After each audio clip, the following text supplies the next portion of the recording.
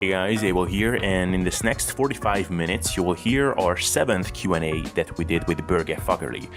We covered some questions related to what we eat in a typical day, because some people seem to be interested in that, how you can micro-load certain exercises effectively, and how you can quit some of your culprit foods for good if you feel like you need to. So this will be a cool Q&A, and I'd also like to tell you that our SSD Training and Nutritional program that we've been hinting at here and there will be coming out as of August 27, 2018, and is now available for pre-sale. So if you go to sustainableselfdevelopment.com/SSD program, you can get the full package plus some bonuses at a pre-sale price. But I'd actually recommend that you go over to sustainableselfdevelopment.com, plug in your email address there, and you'll receive an email shortly, which will get you a discount even on the pre-sale price. So I think that's a pretty sweet deal personally. So if you enjoyed listening to the nutritional and training concepts we've been talking about here for a while, then I would recommend that you go ahead and check this program out at the links we provided at the show notes.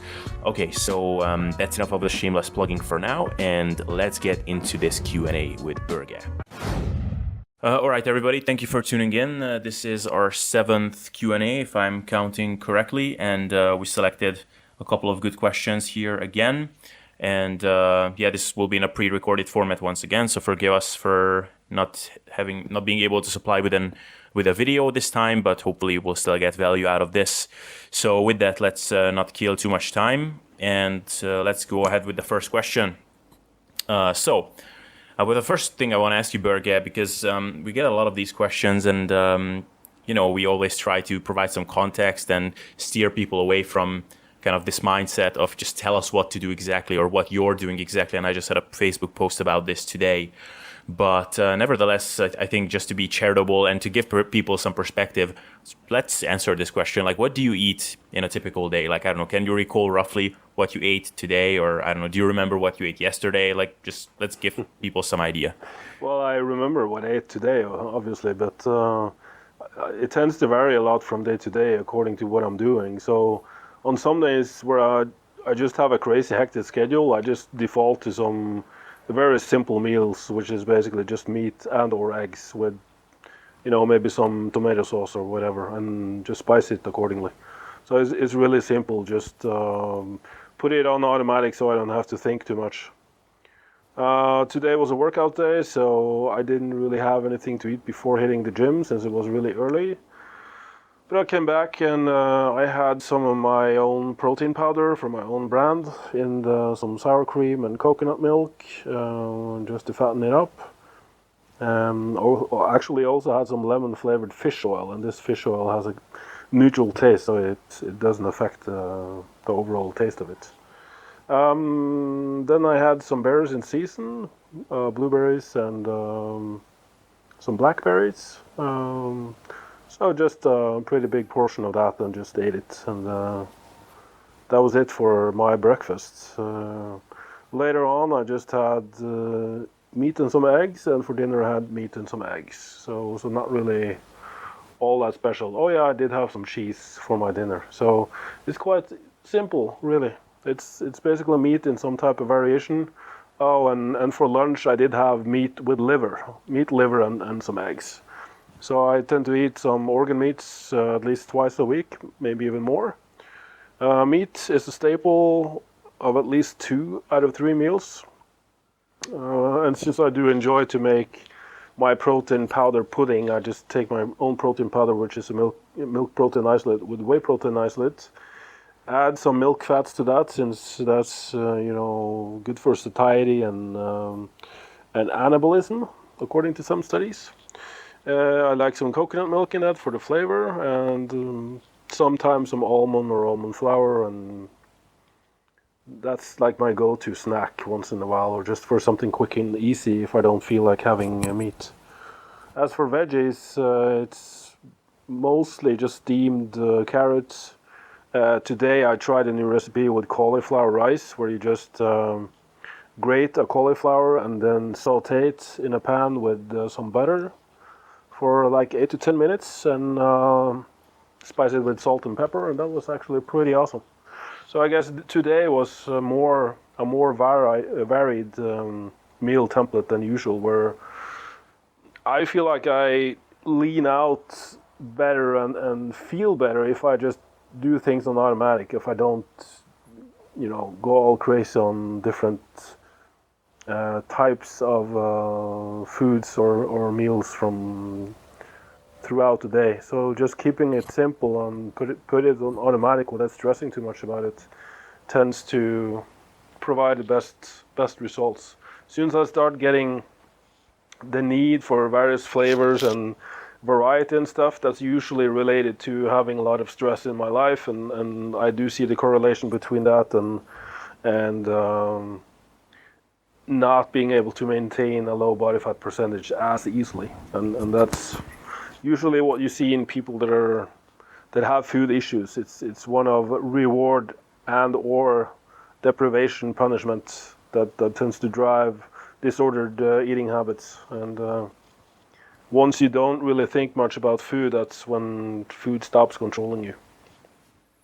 Yeah. I think this is an interesting one for people to pick up on, because like I got to hang out with you for a weekend, and I saw how you're preparing food and the things that you were eating, and I think that a lot of the people who tend to ask these types of questions, like what do you eat in a day, or how do your meals look like, I think if they would have seen your kind of meals and how you prepare food, I think a portion of them would have been really disappointed. I think because they expect that you're like sitting in the kitchen with a glucose monitor and every meal is its own, scientific experiment or whatever. Yeah. But really like, and I think another portion of these people would be really relieved because they would see how easy it is. And like you, just like other people, make some random decisions just based on how you feel, and you don't really overthink things, and your meals look pretty simple.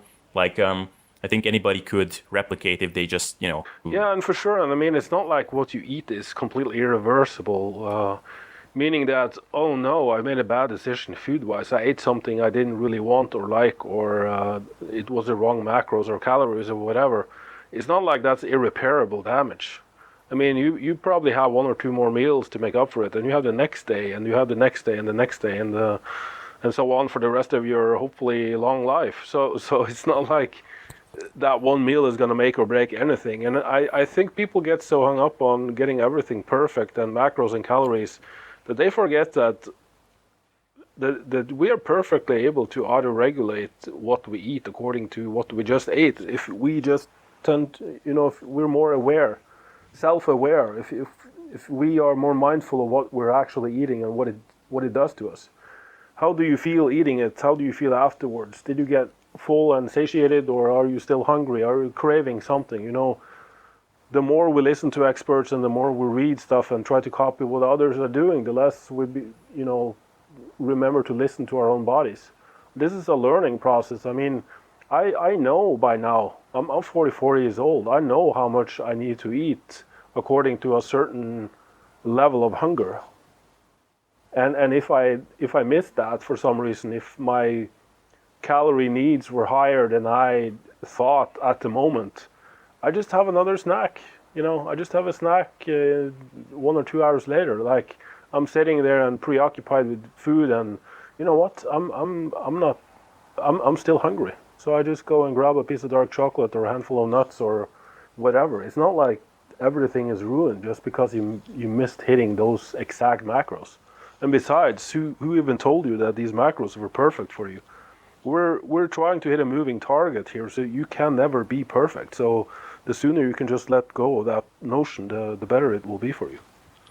Yeah, exactly. Yeah, I think that a lot of times when people commit to a new nutritional strategy, they think it's an on and off switch. Like, okay, I made this decision to eat a certain way, and then I make a slip up, or I make some mistake, or maybe ate something that didn't make me feel the way I planned that it would make me feel, and then they think that, okay, now it's the whole plan is ruined and they stepped off the wrong path. But I mean, it's a learning process. Like you learn as you go. So yeah, and we were perfectly able to do this when we were children. So there's no reason why we shouldn't be able to do that while we're adults.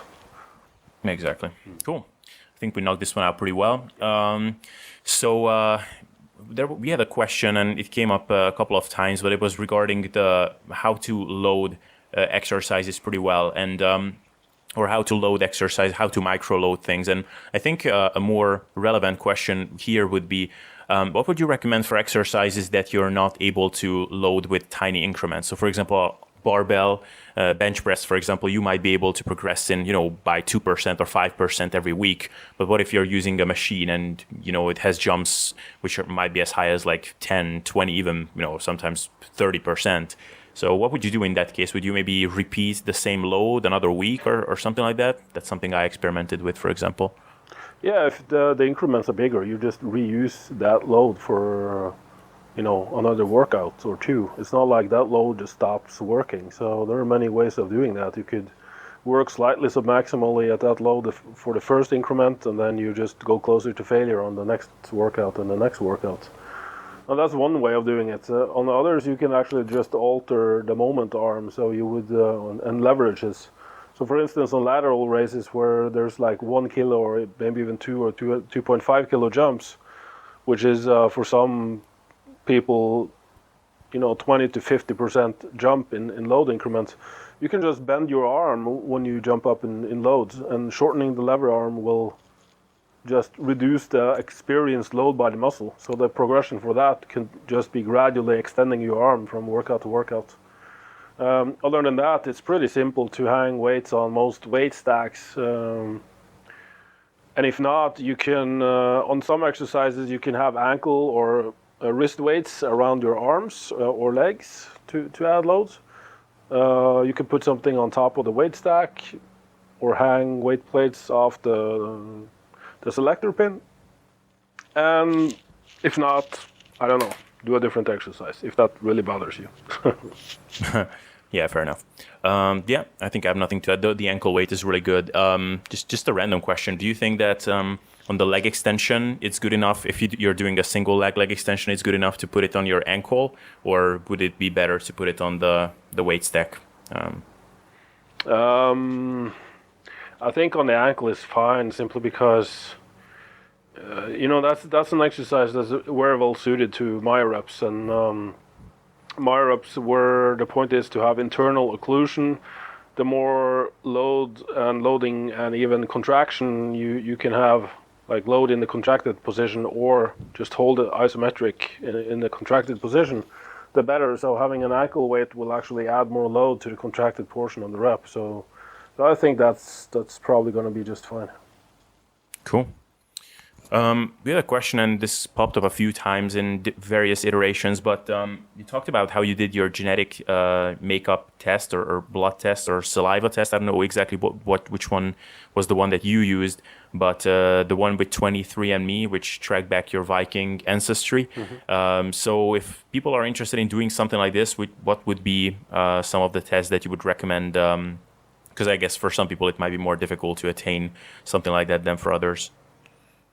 Well, 23andMe would be the default service that I know of. That's the most complete and even allows you to start tracking into your family tree. But other than that, you're just going to have to ask your mother and your grandmother or great-grandmother and sort of ask your family where you're from. But don't make this something that totally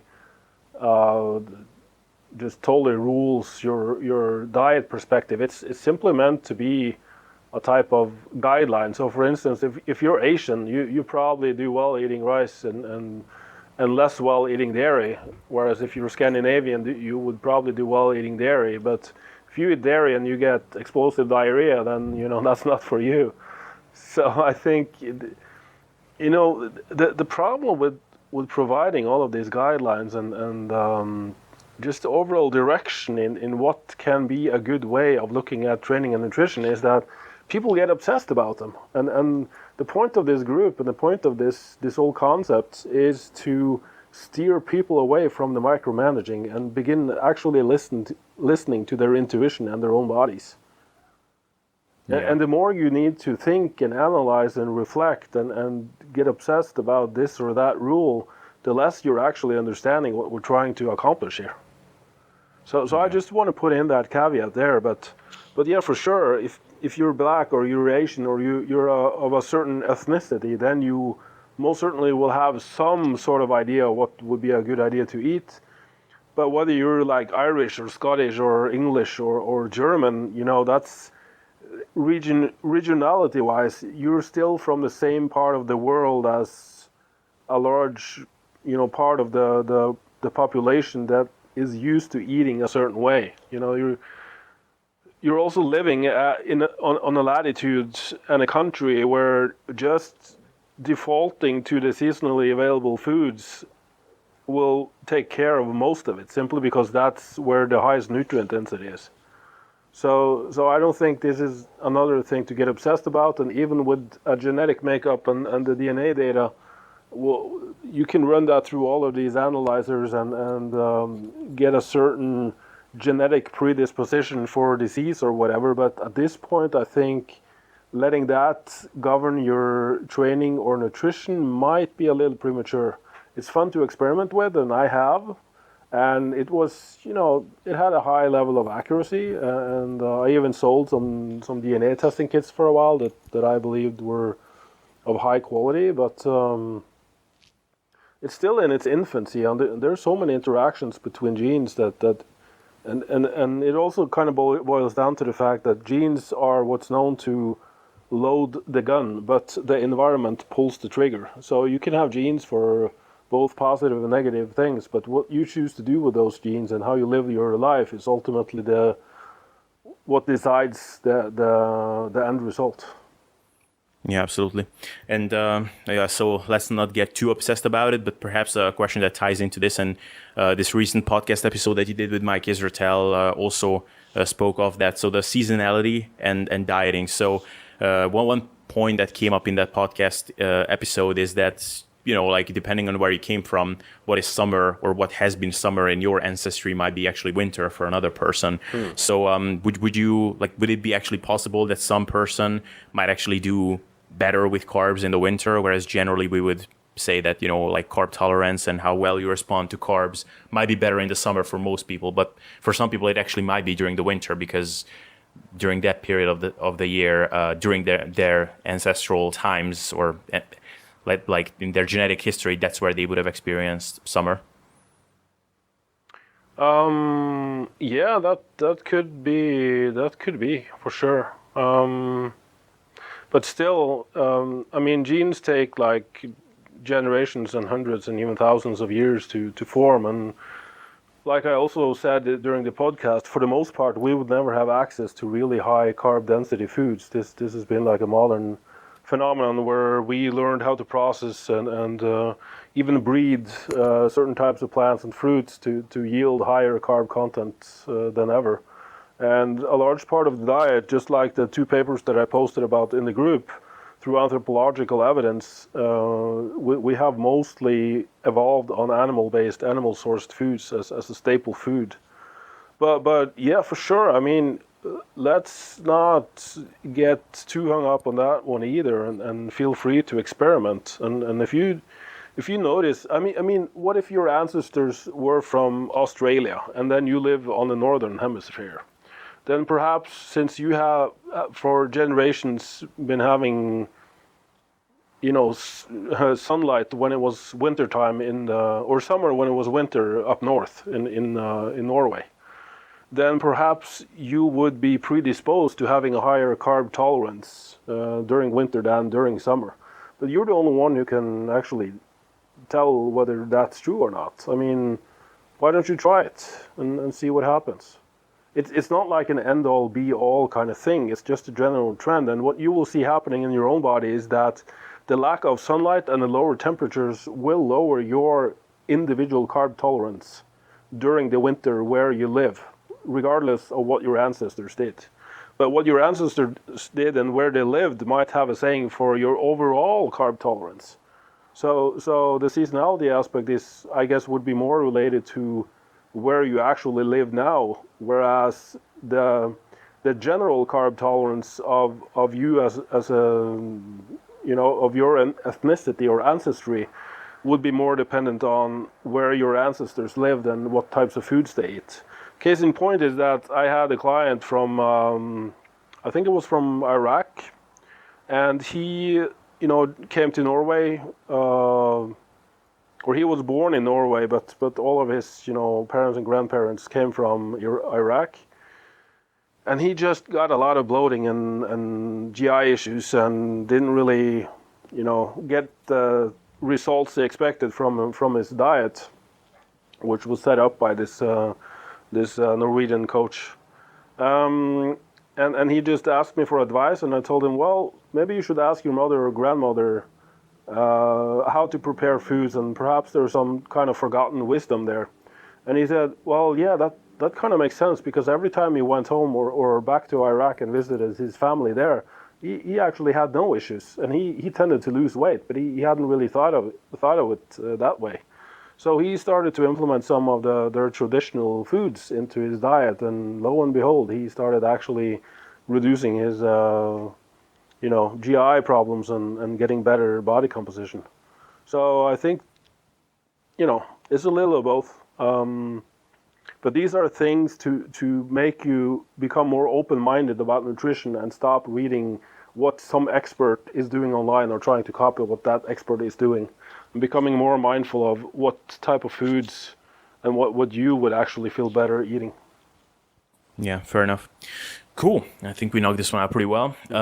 So next question is regarding protein intake for There have been a lot of questions with regards to your change in stance over time about protein intake and how to titrate that in as opposed to fats if you want to try a lower carb or more of a carnivorous approach. Mm-hmm. And as we talked about earlier, like when you wrote your book, you talked about you feeling much better on higher protein intake and a little bit lower fat intake. And over time, you started feeling not so good on high protein intake. Like, can you talk about how that experience was for you? And perhaps how can people go about setting their initial diet up when they start out with something like this, and how they can take into account things like body fat percentage or just how much body fat they have in general and things of that nature? Well, again, going back to what we have been discussing in previous Q&As, the available fat for energy in your body is the sum of dietary fat and stored body fat. The protein intake should most of the time be a function of the muscle mass you have on your body. So setting protein intake according to body weight may skew that number excessively high if you're really overweight. But given that protein may have a satiating effect, you could very well do a higher protein intake. So for instance, just use like a general guideline of 1.8 to 2 grams of protein per kilo body weight, as that would, drive protein intake higher when you have more body fat. And then just consider how much body fat you have to lose. And so that's why the guidelines in the Zero Carb book made so much sense, having like a 1-to-1 ratio and even fat slightly lower in grams than protein, because at the time I was leaning out, and I was leaning out at a rapid rate. But once I got lean and I didn't have enough body fat stored to mobilize and provide energy for fuel, then I needed to increase my dietary fats to compensate for that. And that's the explanation for that. And I also felt like if I kept the same ratio, like the lower fat and the higher protein, like more protein than fats, and ate to satiety, I tended to eat so much protein that it probably, or it didn't probably, but I had a measurable disturbance in my blood glucose regulation and insulin regulation. So I would like get blood glucose that spiked so high that you would think I had eaten a meal of carbs, and then blood glucose dropped due to the compensatory release of glucagon, and I would actually become severely hypoglycemic.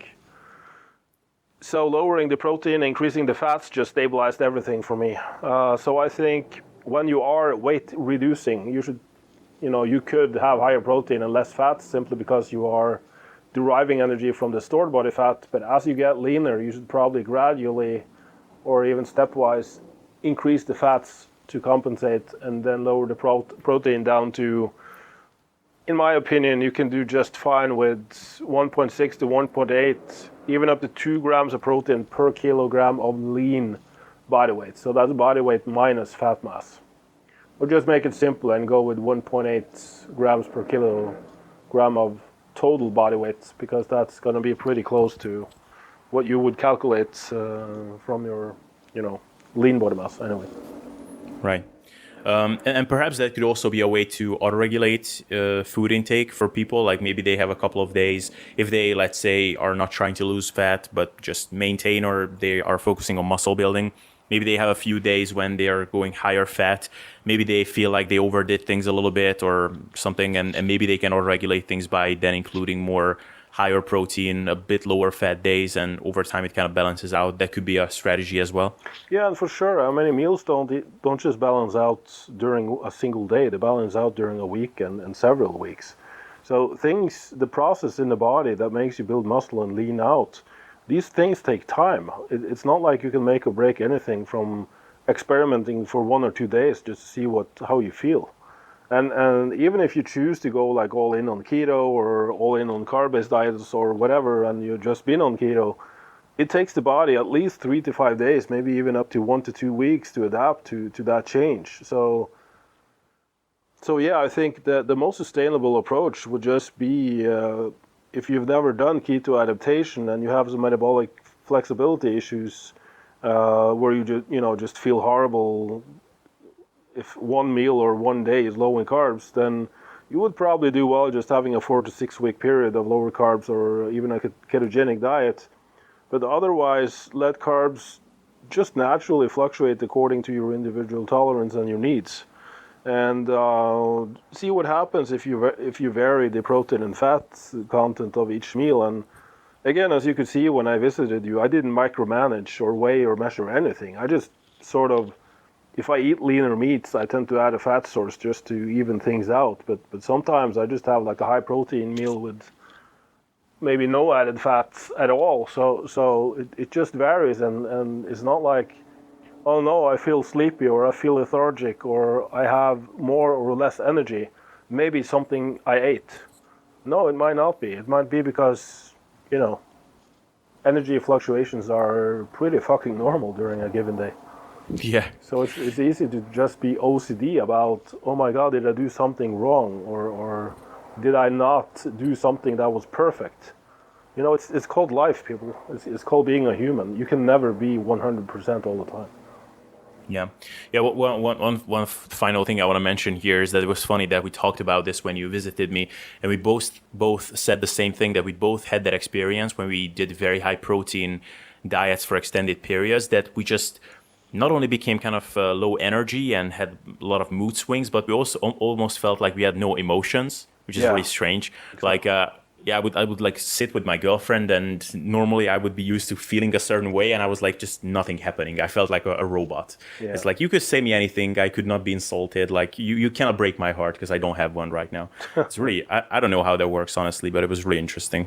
Well, it's because these different foods and macronutrient composition tends to drive neurotransmitter balance, and also add on top of that how you live your life, and you could set yourself up for some sort of imbalance. And that's, we also discussed the neurotyping thing, and it's been discussed before on in the Facebook group. I think if you really see a strong dominance in one direction or the other, whether it be impulsivity or the need for being OCD and planning everything, I think that's a sign that perhaps you have been doing stuff like food or training too much in one certain way for too long, and that it's time to change something and do the opposite to drive you in the other direction and thus make you more balanced. Yeah, well said. Cool. Let's go to the next question, which is regarding, I guess the general theme here is junk food that people might crave. And we talked about it a few times, that sometimes the best way to manage a craving is to starve it. But like, what have been your experience with that kind of a thing? Like, I can tell that when I started, for example, or when I did my about 6 weeks of carnivore diet experiment, initially, even craving things like berries and some of the carb sources, which are not like junk food, but I was craving them like crazy. And as the weeks passed, I was not craving them at all. But like, what is your experience with this? Like, can you really quit certain foods that you crave and you might be overeating on them, like you would quit alcohol or smoking or something like that? Yeah, for sure. That's the way the brain works. It has a certain memory of the flavor and sensation of eating a certain type of food, and connects that to various emotions in your body. And the only way to remove that is let it fade from memory. And so if you stop eating it, eventually it will disappear. You know, before we had chocolate, no one craved chocolate because we didn't know what it was. So yeah, for sure. And if we only had access to meat during the whole winter, it wouldn't serve as well to go craving for blueberries, fresh blueberries, for instance. And I doubt that people around the equator where they don't even have those berries really go around craving blueberries. So for sure it's connected to your memory. But also keep in mind that some cravings may simply be because you have some type of nutrient deficiency. If you're under-eating, if you're chronically dieting, then for sure you will crave more stuff simply because the brain is primitive and asking you to eat more. Right. Yeah. I think I have nothing to add. Like it's, I had culprit foods, which were like just absolute, like I would try to introduce them in moderation sometimes for the longest time, and I would just always end up overeating on them. Mm-hmm. And even when I didn't eat them for a long time, I just had these, would think of them with these fond memories, like how cool it would be to indulge in them. And now, honestly, I don't even remember how some of those things taste. And maybe I could now eat them in moderation, I don't know. But it's just, I don't revisit them because I just don't really feel the need to. Okay. But yeah, it can be daunting for a lot of people, I think, for a while. But yeah, it's just like any kind of craving or quote-unquote addiction, even though food addiction is debatable whether it's really exists. I want to add in, though, that, you know, you need to make a personal decision whether eating that food is like an investment you're willing to make. If that makes the diet better or more like a natural way of eating for you where you don't feel like you're restricting, then I think you should keep doing that. I mean, a good example of this is my girlfriend. I mean, she's also been eating this low carb way for a while simply because she was equally convinced that it was the optimal way of eating as I was. You know, not like super low carb, but she went keto for a while and then gradually brought back in carbs. But she has a tendency from her past experiences to start obsessing about what she's eating. If things become too, like, that you need to follow certain rules in order to eat and choose your meals. And I just kept asking, well, what's the issue? What do you actually, if you need to actually eat like rice or potatoes or whatever, then, you know, you should eat that. No, it wasn't like that. It's not like she didn't even feel good eating those foods anyway, but it was just like eating this way now had sort of tended to mess with her head to the point where she started, weighing and measuring stuff and thinking about whether this was okay to eat or not. And I said, well, you just need to let that shit go and, okay, figure out what do you actually need that would help you in getting to the point where eating this way becomes automatic and not something you need to stress about. And lo and behold, we identified the problem. She had been eating, ever since she got pregnant, she had been eating a bowl of ice cream, like a small cup of ice cream, every evening when we were like watching Netflix or something. Mm-hmm. And it's been 3 days now where she started eating that ice cream again. And it's not like a huge amount. I mean, we're probably talking like 100, 150 calories, you know, just from what I can tell. And it's completely changed the whole situation to the point where she's eating the same exact diet, but now she's allowing herself or not feeling like she need to stop or restrict herself from eating that small cup of ice cream for her evening snack. And everything is fine again. Yeah. So perhaps we all have some sort of thing that's just emotionally connected to whatever has happened to you, and just eating that food. I mean, if that's worth it to you, and if it, you know, it's just food, man. So it's not like gonna ruin everything if 80 to 90% of your diet is spot on. And so if you get to the point where you stop thinking so much about food, I mean, that's the whole point of it. Yeah. That's well said. Cool. All right, then let's jump on the next question, which is what are your thoughts in general about full fat as opposed to low fat dairy? So I heard you for the longest time recommend full fat dairy in general, but do you think there are any issues necessarily with low fat dairy? Like some people say it's like inflammatory or whatever. Like what are your thoughts on that? And perhaps also about the satiety point, like what have you found to be more satiating for you personally? I think this is a really simple question, actually. It doesn't need to be expanded too much upon. I mean, adding fat to a meal, or better said, if you remove the fat from something that already contains fat, then you also remove a lot of the health benefits and the satiating benefits of it. And you can just Google satiety index and look up what foods are the most satiating. And it's generally, yeah, for sure, full fat dairy is more satiating than low fat or no fat dairy.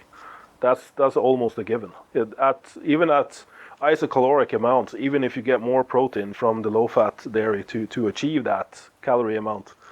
And that's simply because protein may inhibit hunger short term, but without the fat to sort of balance things out with regards to insulin and glucagon, you might not achieve the same long-term satiety. And as everyone will testify that's tried or stop removing all the fats from their diet and just allow the natural fats from foods be there, they will all say that it kept them more satiated for longer. That's basically the gist of it. Right. Awesome. Yeah, I can agree. Well, it maybe can be a wise strategy for someone if they want to include some other isolated fat sources, and they want to keep their energy intake in check. But I guess in an isolated scenario, that's definitely, yeah. Cool. So, what would be your advice for someone who is prone to joint problems, tendon problems, and tends to experience some inflammation in their tendons and joints, like me? What would be the main consideration, training, programming wise? In general, just try adding more rest days. Get more recovery. Lower your volume, and also, as most of you will see in the SSD system and the program, is that we cycle from lighter to heavier loads. We don't go into the 2 to 3 rep max range that was brought up in yesterday's discussion. That's, we don't go that heavy anyway, so it's a moot point. But you should generally not stay with heavy loading for maybe more than 4 to 6 weeks, or until the point where you start to feel beat up. I also tend to think that higher frequencies tend to work as long as you compensate with the volume. Now, like I also said that adding more rest days would help, but that's a function of your volume and loading probably being too high. And so connective tissue has a much slower protein turnover and blood flow than muscle tissue. So as the muscle gets stronger, the stronger is very plastic and can adapt really fast, whereas connective tissue can't keep up with that. And so the reason why you tend to get inflammation and joint and tendon issues is because you have increased your strength and too quickly in the muscle, and so the rest of the system can't keep up with those demands. So generally, just stretching out the progression more and allowing more recovery will take care of that. Yeah, and perhaps this is a good way. Just want to bring up real quick that some people commented in the Facebook group a couple of times when he talked about prioritizing load progression as opposed to volume or increasing volume over time. Is that they said that it's more dangerous and it runs people into trouble and safety issues even more quickly. But I think it's really important to distinguish between progressing in load and increasing intensity endlessly. Like those things are not the same. Like you can increase load with high reps and never really go to really high intensities, and that would not be dangerous at all if done smartly. Yeah, and it's missing a huge part of the context, which is that half the cycle is spent lifting low loads for high reps with a metabolic focus. So you're preparing the joints and tendons and all the tissues with a high blood flow kind of thing. And basically, these adaptations that you see with occlusion studies or occlusion training and low load training and higher rep training, they're of like increased blood flow and capillarization and fuel supply are of a huge benefit to the joints and tendons. So they can actually prepare themselves for the heavier loads that are in the last part of the cycle. So the way we have set up the program is already taking care of that problem.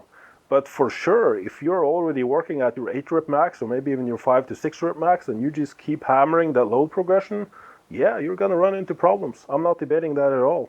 But that's not what we're recommending at all. That's just completely missing the point. Yeah, exactly. Cool. So I think we have arrived to our final question, which is about variety in food. So a lot of people tend to recommend that it's good to include a variety of foods, like the colorful green vegetables, or well, colorful green. So very many different colors in terms of fruits and veggies is a common thing that people say that is a good way to ensure that you're getting a wide range of micronutrients into your diet and a variety of animal products.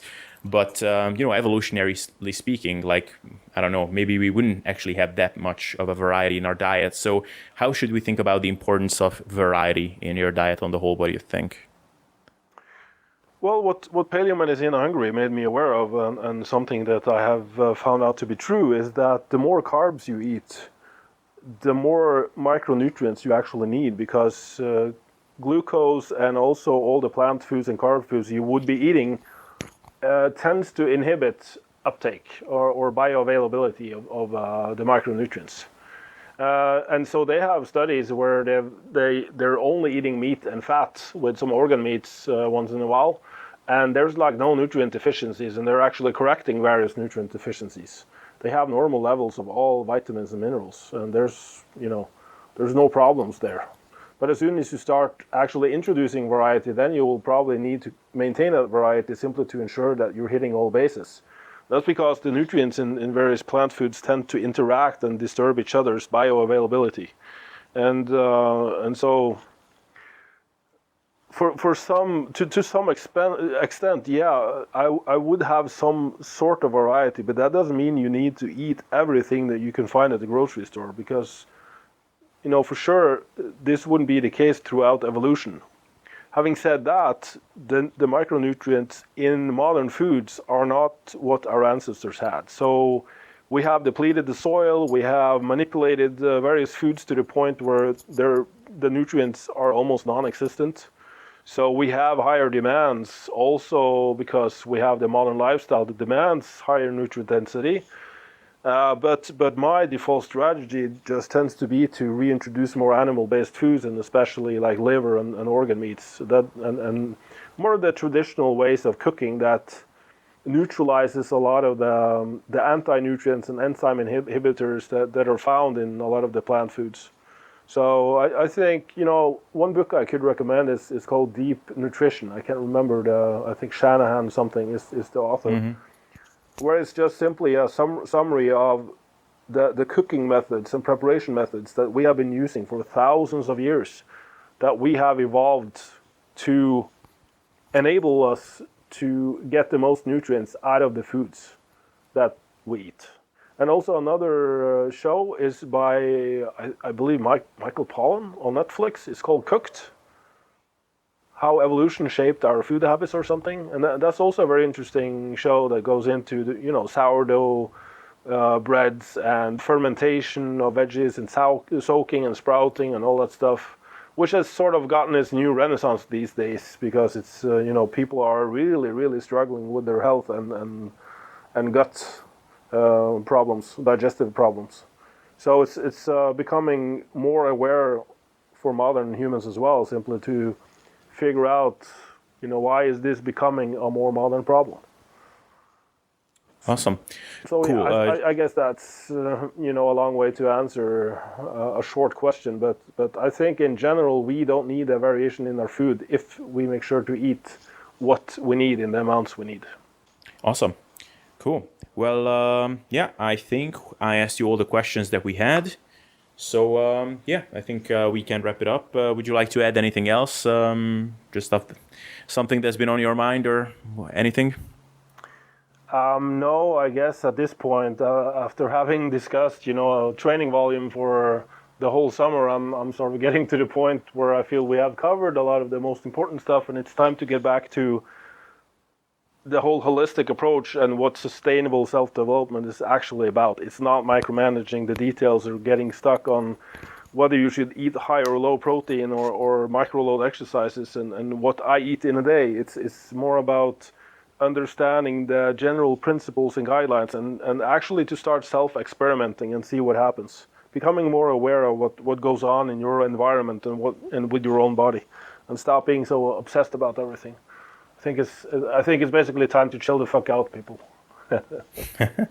Yeah, I wholeheartedly agree. Yeah. So it's cool that you asked all these interesting questions. Hopefully it gave you some nice insights. But hopefully with all of that, you put everything into perspective, and you also realize alongside with having gotten answers to your questions, why maybe those questions weren't the right ones to some extent to ask in the first place. Cool. Awesome. Well, then see you in the next Q&A, everybody. And thanks for everybody for tuning in. Yeah, thanks for listening, guys. All right, guys, thank you for checking out this episode. Hope that you liked what you heard. And if you did like what you heard, then you will most definitely like our upcoming training and nutritional program, which again, if you're interested in seeing a training and nutritional program that is based on the concepts we've been talking about with Borge in the last several episodes on this podcast, then head over to sustainableselfdevelopment.com/SSD program to get this package at a pre-sale price when it comes out on August 27. And to get an even bigger discount on this, then simply plug in your email address at sustainableselfdevelopment.com and you will get an even bigger discount. And of course, as always, join the Sustainable Self-Development Facebook community at the links provided in the show notes as well. So guys, thank you for checking out this episode and tuning in up until now. And with that, see you in the next episode.